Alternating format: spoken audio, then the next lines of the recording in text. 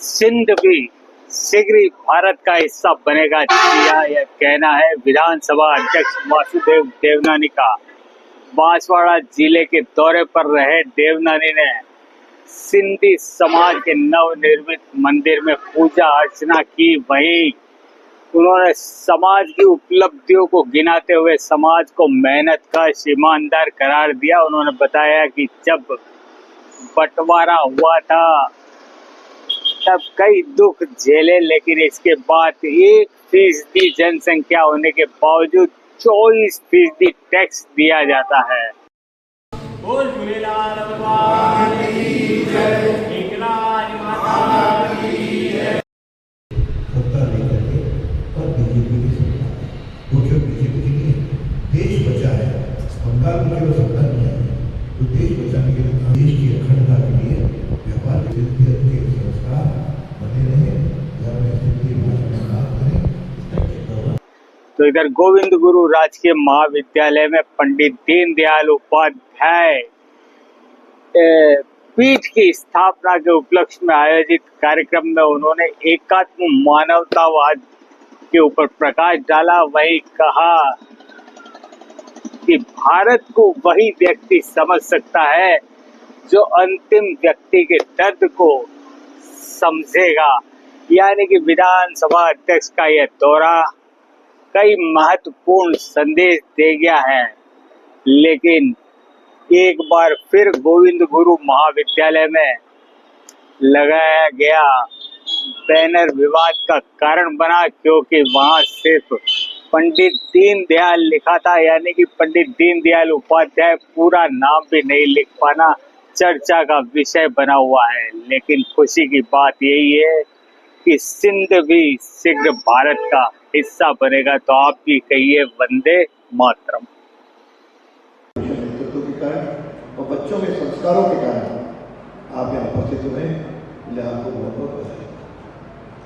आज जो विषय जिस रूप में आया, वैसे तो बांसवाड़ा से मेरा बहुत पुराना संबंध है। वही ध्यान है कि सन 71-72 से लेकर के आज तक लगातार बांसवाड़ा अलग अलग कामों से अलग अलग रूपों में मुझे आने का अवसर मिला।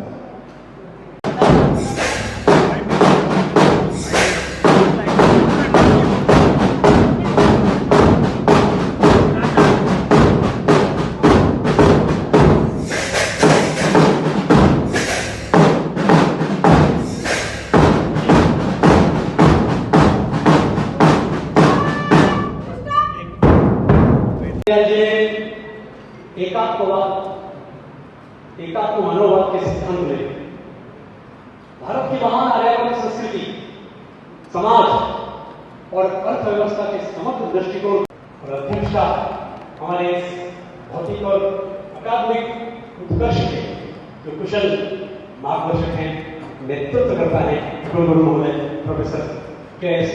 ठाकुर सर, आप तीनों का मंच पर बहुत हार्दिक स्वागत। मेरा कार्यक्षेत्र के अंतर्गत रहा है।